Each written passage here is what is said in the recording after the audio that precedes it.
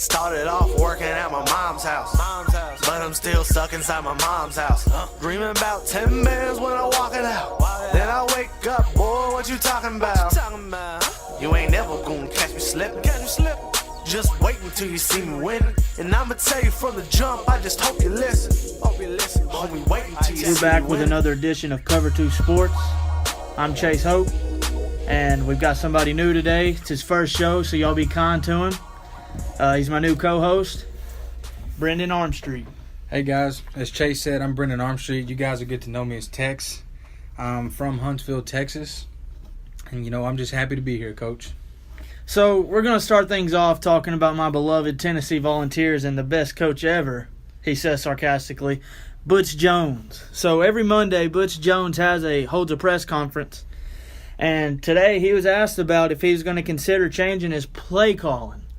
And this is what he has to say.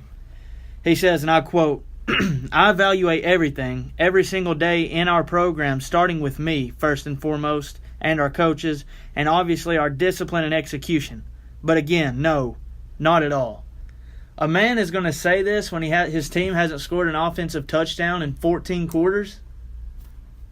And a telling sign of how, I don't know if you would say fed up, but how upset this team is with not scoring touchdowns.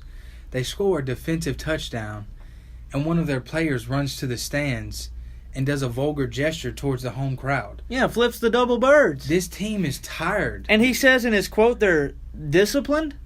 This team is tired of losing. They're tired of not scoring touchdowns. They're tired. This man needs to throw his whole offensive playbook out. You're switching quarterbacks. Nothing is working. This team has to take steps forward. And honestly, John Curry needs to step up. Yeah, he needs to step up big time because the longer you keep him, the more recruits are going to jump ship. We've already lost several recruits. He has one of the best running backs in the SEC, and the man will not use him at the goal line. This man, Butch Jones, has come out and said, we have 5-star hearts. We're this, we're that. All these cliches, the things that he says. Not only is this man losing recruits, he's losing the support of fans. Fans, especially the die-hard Tennessee fans that have been here from the start, they're tired. They're done. Every week, they're like, okay, it's going to be this week. We're going to let them go. It's going to be this week. They're tired of seeing their team lose by a man who doesn't want to change his stubborn ways. And Tennessee, historically, is one of the best college football programs in the country. No doubt. And since when is it okay to be mediocre? Since when is mediocrity okay at Tennessee? Losing to Vanderbilt is not acceptable. They're going into this game against Kentucky not even favored. Kentucky's favored by 5.5. And you go into a team like Georgia, which usually you can keep up with at least. Yeah, you hang around with and it. You score 0 points. Not even a defensive touchdown. You score nothing. That was the biggest home loss blowout ever at Neyland Stadium. Something's got to change. You lose that Florida game. All you had to do is run the ball with John Kelly at the 1. Even so, running the ball with John Kelly. Everyone in the stadium, everyone watching at home, knew that next play from the Gators was a Hail Mary or some sort of deep cover route. Yeah. You don't call a cover 2. Yeah. Why is your team not in cover 3? The defense has been decent, but there's no exception for everybody, a general consensus of them running a Hail Mary play, and you run a cover 2 and you get beat and you lose the game in the final seconds. That's not good coaching. No, in that situation, you have to have 3 back. You have to have 3 deep. You can't rush 4. I understand there's 15 seconds left, but after the dude leaves the pocket, there's no chance of anything but a Hail Mary. And even so, calling on the fly. You see a certain setup. You see your guy running out of the pocket. You tell one of your MLBs. You tell him you get back there. You go into center field with the rest of the guys, and you go get that ball. Mm-hmm. But he doesn't do any of that. And then this guy makes up excuses like nobody's business. You're going to tell me your player fell on a helmet? You really expect us to believe that? Yeah. And then you come out. Nigel Warrior punched shot total. There's no doubt about it. There's no way. There's no way. I mean, even going back to last season with Jalen Hurd, it's the past couple years, man. Butch has not had control over this locker room. And that's the thing with this man is losing. Like I said earlier, this man's losing fans. He's losing the support of the people who he needs support from the most. And he's gonna afford this. I thought he would have done it. I saw this come 2015 when they played Oklahoma.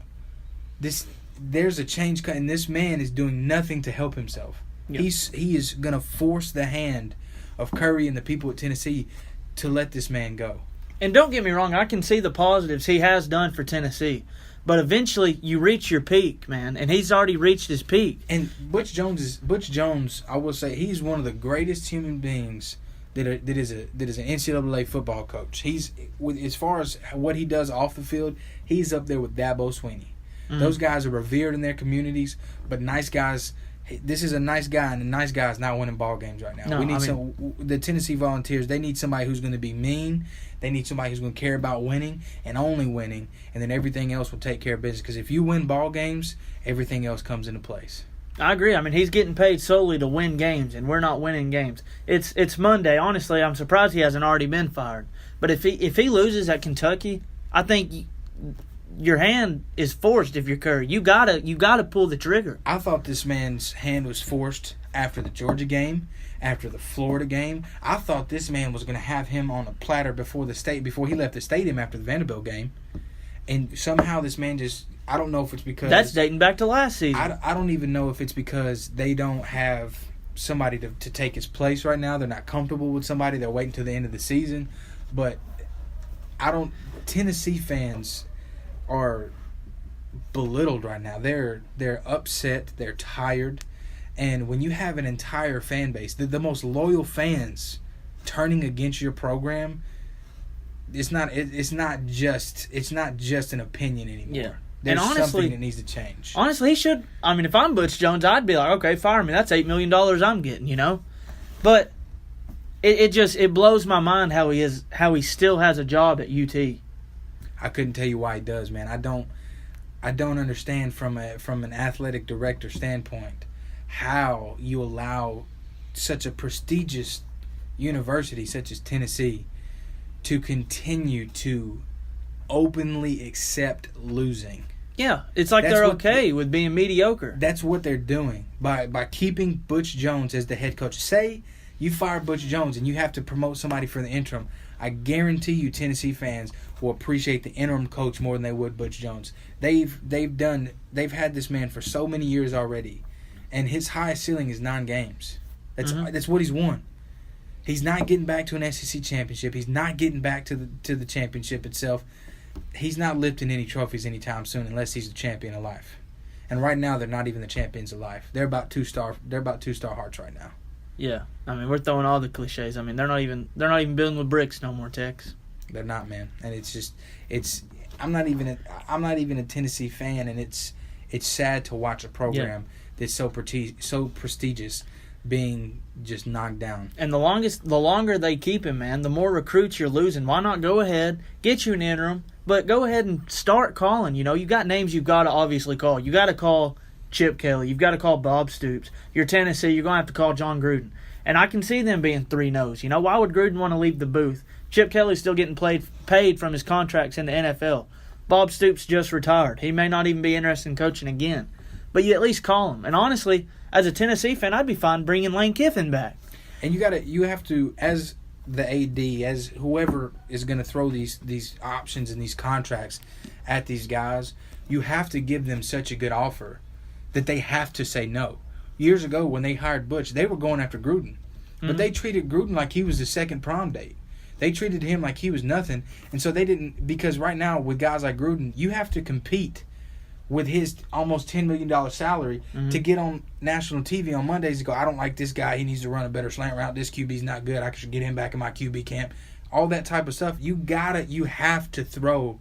If you want a guy that's going to be better than Butch Jones and you don't want to accept mediocrity anymore, you have to throw the entire book at somebody to where they have to tell you no, and they're thinking about telling you yes, because that's when you're going to change the program around. Yep, guys like that, you got to throw them the bank. Got to throw him the give bank. him a check and tell him, sign here, please. We have a good and that's the other thing about Tennessee. They have a really good program. Josh Kelly is that's a bad man. That's a real bad man. You have guys like that on your team who can play ball, and you're not winning ball games, it's not the player's fault. Exactly. And you'll have, there's Tennessee fans that will talk about the injuries. Yeah, there's been plenty of injuries, but you got to overcome injuries. Juwan Jennings went down the first game, okay. Next man up. It's the same thing every year. You can't quit making excuses and go out there and play ball and win some games. Champions don't make excuses. They find ways to win ball games. You know who hasn't been making many excuses? Who's that? Carson Wentz, man. Hey, Carson Wentz, that man last year, he came in and he was decent. Everybody was like, okay, well, is he worth the pick? Is he worth this? Is he worth that? This man has 1,500 yards. Already. In the season, he's got 13 touchdowns, and he's completed over half his passes. He's taking a step forward, and people are picking the Eagles to be in the Super Bowl. If you would have told me at the beginning of this season that the Philadelphia Eagles were going to be some of people's Super Bowl favorites, I'd have called you a liar. Yeah, I wouldn't have believed you. I told you to take it to the bank. I'd have smacked your face. And the thing is they have guys like LeGarrette Blount and Zach Ertz. These guys Zach Ertz has 4 touchdowns, and these guys are stepping up when they're supposed to step up, and they're 5-1. They're taking everybody by storm. Mm-hmm. And Carson Wentz is looking like what he was supposed to look like last year. Usually in your second year you regress. You have that sophomore slump, but man, he's done nothing but progress. And I think part of the reason is because he had those trials and those tribulations. A lot of times, if you bring a player into a program, into an NFL program or, whatever, if these guys just start off with success, that's how they regress. Like Dak Prescott. Exactly. Guys like Dak Prescott, and people say he's still good, but, you hear what I'm saying. Yeah, Dak Prescott has taken a step down from where he was last year. But you bring guys like that into the program, and they just have all the success.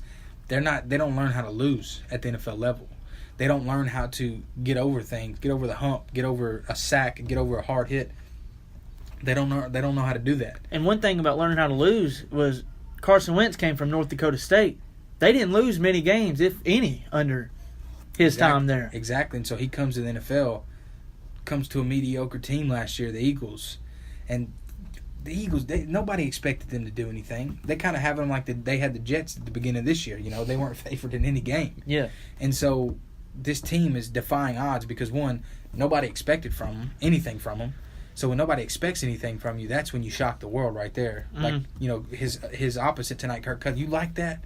You remember that when he was yelling at the... I love watching Kirk Cousins play. And I'll tell you what, man, and just to finish my point on the Wentz thing is he's good. And he's going to be good. Yeah, he's going to be good. The fact that he learned to lose last year and he knows what it takes, he's one of the top NFL QBs.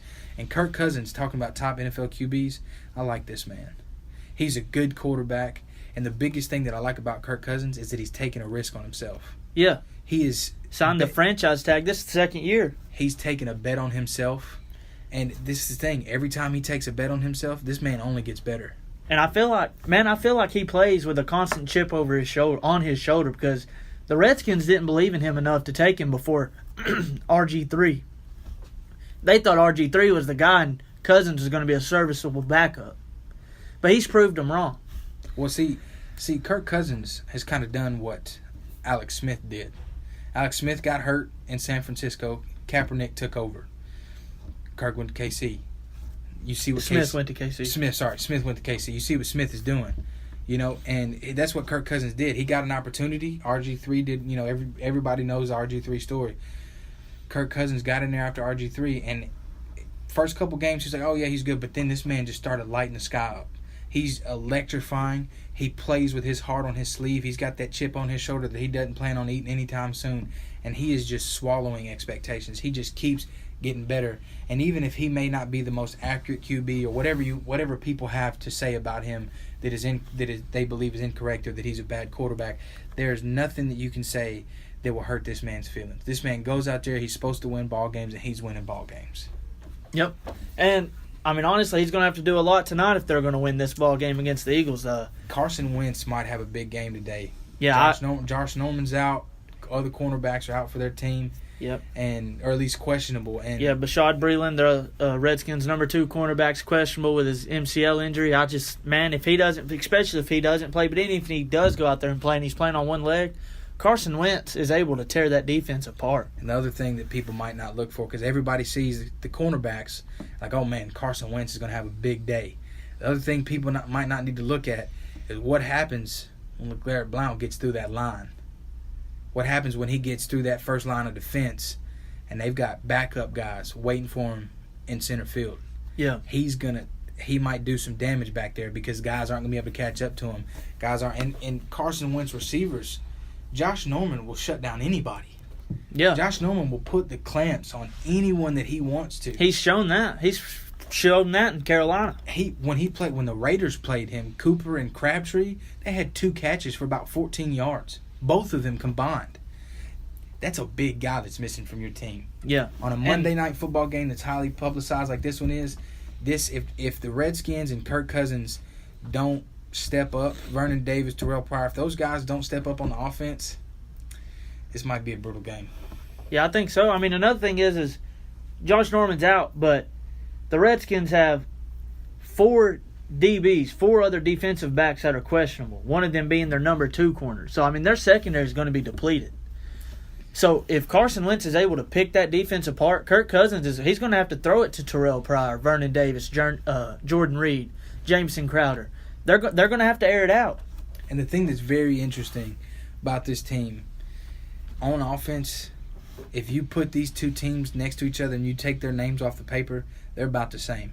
The Redskins have 374.2 total yards per game, and then the Eagles have 383.2. Passing yards per game, Redskins 251, Eagles 250. Rush yards per game, Redskins 122, Eagles 132. They're about identical when you put them on paper. Mm. So even though some of these intangibles like Josh Norman being out may play a big part, these teams play the same style of football. Mm-hmm. And they both know how to win games. Washington's 3-2, they're a little underperforming, but they still know how to win football games. And this is with these 2 teams being almost identical in play style, play calling, with how they use their tight ends and things like that. This, if the defense plays even a small pivotal part, this offense is what's going to be to watch tonight. Yeah, I agree. And everybody thought when Darren Sproles went out, that's going to tear up the Eagles' offense. They're not going to have that pass catching back. But Carson Wentz has shown, hey, Darren Sproles is a huge part of me being able to check down, but I don't have to have him to win games. Carson Wentz will find anybody to give the ball to, and he, like I said, he's a winner, man. Like you said, yeah. North Dakota, he finds ways to win ball games. Yeah, and Nelson Aguilar, man, last year everybody was deeming him a bust. He stepped up huge this year. He's been a huge improvement. He's the same way that really just everybody on the Eagles team is just taking a step forward. I mean, you get guys like Blount and guys like that who know how to win ball games as well. You bring some of that leadership to the team, it's not going to do anything but improve. Even if you bring in veteran guys who don't play, you're still going to have the veteran leadership. You know, one of the biggest arguments that people talk about, like I'll use the example of J.J. Watt. Even if that man doesn't play and he's on the sidelines, he's bringing something. So you got Carson Wentz, who really he's shredded defenses. Yeah. That's what he's done. And like I said, there were no expectations on them this season. So they were like, let's go out and shock the world. Let's go do this right now. And that's what they've been doing. They've lost 1 ball game this entire year. Yep. They're a good team. This is going to be a good matchup. And I'm excited to watch what happens. Yeah, I'm looking forward to it. I'm also looking forward to tomorrow night, It's October, baby. Postseason baseball. Man, the Fall Classic. Hey, I'll tell you what, man. This postseason in MLB has been one of the craziest. The New York Yankees almost made it to the World Series. Mm-hmm. They were playing in the ALCS. Again, if you would have told me at the beginning of the Major League Baseball season the Yankees were going to make it to the ALCS, I'd have called you a liar. Yep. I would have told you can take that somewhere else because I'm not a betting man and I'm not losing any money today. I hear you. Their team, and I'll tell you what, man. Game 1, got Keuchel and Kershaw. Those dudes They like to strike people out. My thing with Kershaw is, man, he's never been. This season's been a little bit different. He's been a little bit better, but in the postseason, he's never been as dominant as he is in the regular season. And now, he's on the biggest stage of his life. If he wants to shut those critics up, he's gonna have to come out dealing tomorrow night. And I'll tell you what. Did you see his interview after the game? No. When they won? This man started to cry when the reporter that he was talking to asked him about playing in the World Series, and the little kid in him came out. And he was crying. He said, "Man, this is great. I love it." You know, there was no... People were like, are they going to start Darvish? Are they going to start Kershaw because Kershaw just pitched? There's no doubt in my mind they were starting Clayton Kershaw. Yeah. This man has the chance to exercise every single demon he's had in the postseason. If this man comes out on game 1, gives the Dodgers 7-8 strong innings, I think the man might go all 9. Yeah. But if he can come out and give 6 or 7 strong innings... Those are his demons exercise. And he's been doing that all postseason. He's been a different Clayton Kershaw. The X factor is Dallas Keuchel. Mm-hmm. Because 2015 won Cy Young. Last year, stunk the place up. And this year, he was pretty good again. You know, this year, he had a 2.90 ERA, won 14 ball games. He was good. But the Yankees, they lit him up twice. They got to him big time twice. And... it's all going to depend on if Keuchel can come in and set the tone and battle with Kershaw. This is going to be a good World Series. Yeah. That'll be the starting tell because you got Verlander going second game for the Astros. Speaking of Verlander, man, in Detroit he wasn't doing great, but he goes to Houston, man. He's a different pitcher up there. He's been nothing but phenomenal ever since he was acquired by Houston. And you know why? Because Houston wins ball games. Yep. Back when he won the Cy Young with the Tigers, back when the Tigers were going to the World Series. You know why he was so good? Because they was winning ball games. They were going to the ALCS. They were going to the playoffs. They had something to play. He had more around him. He had players. And this year, Miggy, Nick Castellanos, J.D. Martinez before he got traded, Justin Upton, he had the names around him. They just didn't play. Yeah. They didn't perform the way they were supposed to perform. So now you give this man all these new toys to play with on offense. Altuve, Correa. You got guys stepping up like Marwin Gonzalez. You got George Springer who can play some center field. Yeah. Even guys like Bregman and Gurriel who are not doing too well right now, but they have the ability to change a game with one swing. Just like Evan Gattis. Evan Gattis, McCann, those guys may not be good long-term performers, but in the postseason, those guys can run away with a game. And so if you got Keuchel who can go up there and do that, and then set the tone for Verlander. Verlander loves to win. Yeah. That's why he's doing so good. His last 4 starts in the regular season had a .84 ERA because the man loves to win ball games. You give him a chance to win, he's going to win ball games. And you know who else likes to win ball games that the Dodgers are going to have back? Corey Seager. Yep. You got guys stepping up in Corey Seager's absence, like Kiki Hernandez, who hit 3 home runs. And he's not even a starter. He's not even the second starter. Chris Taylor starts over this man.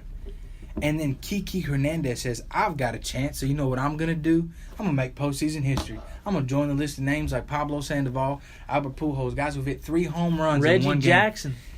And this man Mr. October. This man just cemented his name. And most people are like, who is this guy? Yeah. So this Dodgers team has depth. They're so deep. And they're different. They were a different beast before Corey Seager was here. You know, when they played in the regular season, Corey Seager was here. They won a lot of ball games. First couple rounds of the playoffs, they haven't had him. They're still winning ball games. Mm-hmm. You take arguably your best offensive producer, you take him out of your lineup, and you're still dominating teams. And then you're going to tell me you're going to slide him back in the 3 spot, the 2 spot, and you're telling me it's not going to be a different animal. I'm predicting right now the Dodgers take this thing in 5. You think it's in 5? Because listen to me, okay? Kershaw comes out. Yeah. Kershaw dominates. You think he's going to dominate? I think Kershaw is going to hold them to 2 runs or less. That's a high-powered offense, though. Listen. In Houston. Listen. Clayton Kershaw's a good old boy from Texas. Again, like Verlander, all this man wants to do is win. And unlike Verlander, he hasn't left. You know what I'm saying? He's with the same team, and he didn't want to be traded. He wants to play for the Dodgers and the Dodgers only. And with all this stuff that they put around him, Yasiel Puig, Corey Seager, Guys like And that. Puig stepped up this year compared to last year. There were talks of trading him away for much to nothing last year. Puig started bat flipping doubles and he started hitting them more. You know what I mean? He's Yasiel Puig's having fun again. Yeah. When Yasiel Puig first come up back in July, in July of that first year of his, he was having fun. Mm-hmm. And then he just got lost. He wasn't having fun anymore. He got caught up in the expectations, and he did all that type of stuff. So he's having fun again. That's when you watch the Dodgers play baseball. They're having fun. These guys are having fun, man. And that's what when you have good chemistry. It's like with Kershaw. Like I said, he's a good old boy from Texas. And you're going to tell me this man who cried on national TV thinking about the chance to even the chance to play in the World Series. He knew it was for sure then, and he even thought about the chance of playing. And he started to tear up about how great it was. That's a man that loves the sport. And when a man loves the sports, that's how you know he loves to win. Yep. And with Kershaw, Kershaw's been the best lefty in the game since he's been here. Period. I don't feel there's anyone else who's even close. I can agree with that. And Kershaw's coming out, and I feel like he's going to be... We've seen great Clayton Kershaw. No doubt. But I think this Game 1 World Series, never before seen Kershaw, is going to come to that mound, and he's going to take that ball and he say, I'm going to win this game for the Los Angeles Dodgers. And I think that's what's going to be the biggest thing to watch, is Clayton Kershaw finally getting his chance. Because when the Dodgers are going to make it to the World Series? When are they going to do this? When are they going to put Clayton Kershaw in a position to win? And right now, Clayton Kershaw, this man... 200 Ks, 18 wins. He only lost 4 times this season. You know what I'm saying? And Kershaw held 6 innings, 1-1 ball against the Cubs last game, and he's had a 3.6 ERA through this postseason. Yeah, and I mean both these teams have a high-powered offense, and I know you said you have the Dodgers in 5, but honestly, I don't see a way Houston loses this series. You got to think, man, their city was just hit by Hurricane Harvey, one of the worst catastrophes in the history of the United States of America. And after Katrina, the New Orleans Saints came out, man, and they were fighting for their city. They left everything they had on the field. And I don't see how the Astros don't do this, man. I don't see... It's like it was written for them to just win this year, to help bring that city back up from the ashes. They're going to rise like a phoenix. The Houston Astros are a great baseball team. And I feel like this series is going to come down to pitching. They both have 2 studs at the top, with the Dodgers having Kershaw and Yu Darvish, and the Astros having Dallas Keuchel and Justin Verlander. But after that, man, it's going to be... I think it comes down to Alex Wood, Lance McCullers, other people. It's going to see how them 3rd, 4th starters come, because you're getting 2 good pitching duels in them first 2 games. Both of those guys that you mentioned at the end there, Alex Wood and Lance McCullers, both of those guys, as I like to have a chance to be big game James. Okay? Mm-hmm. Both of those guys, because Alex Wood went on that 10 or 11 game win streak this season, had him on my fantasy team. He got me a lot of points. You know what I mean? And so he was good. And McCullers has a chance to be good as well, because he's fierce. He's a competitor. He's ready to win. But you got to face because if the Dodgers, if they throw Darvish and Kershaw are anything close to what they normally are, there's no way Houston's beating either of those guys. And then you're going to tell me Alex Wood is going to come in, and Alex Wood has that weird delivery from the side. Yep, seen him a lot from his years in Atlanta. They have a chance to get him, but I don't think there's any way. Darvish has his first postseason this year, with getting to the World Series and stuff. I just don't see a way. They may not take it, and they may make it go 6 or 7. I see it going 7. They're 2. We were talking about how the Redskins and Eagles are alike. The Dodgers and Astros are the same way in my eyes. Both have high-powered offenses. Both have good pitching rotations. It's going to be a great series. But you want me to tell you what tells them 2 apart? The Dodgers bullpen. Kenley Jansen. This man was on such a tear this year that it was really between him and Craig Kimbrell of the Red Sox. Those 2 guys put on a show this year, okay? Those 2 guys put on such a show that people were putting them in the likes of Mariano Rivera, Eric Gagne, You know what I'm saying? John Smoltz when he became a relief pitcher, and guys like Trevor Hoffman. I mean, Kenley Jansen had 41 saves this year. He had a 1.32 ERA, and in just under 70 innings, this man had 109 strikeouts. But and a lot of people who watch baseball, they know this, but some might not. Kenley Jansen is like a different man on the mound every single pitch. He goes from his pitching from the stretch to his pitching from the windup. Then he imitates Clayton Kershaw's windup and pitching from the stretch.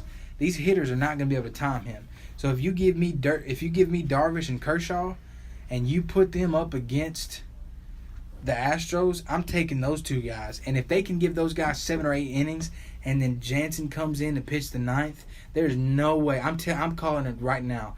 In this series, the Houston Astros will not score a run off of Kenley Jansen. But you know who the Astros haven't come out of their bullpen? Who's if that? Keuchel, Verlander's able to give them 7, 8 innings, they've got Ken Giles, man. Let me tell you, Ken Giles, for the year, his ERA was not as good as Jansen. It's a 2.3, okay? But he has 34 saves, and he pitched 62.2 innings with 83 strikeouts. He's not as good as Kenley Jansen, but he's not no subpar closer. No, for sure. When he came over from Philadelphia in the trade, he's good. He's a flamethrower. But it's the same argument that I have with Aroldis Chapman. A fastball is just a fastball.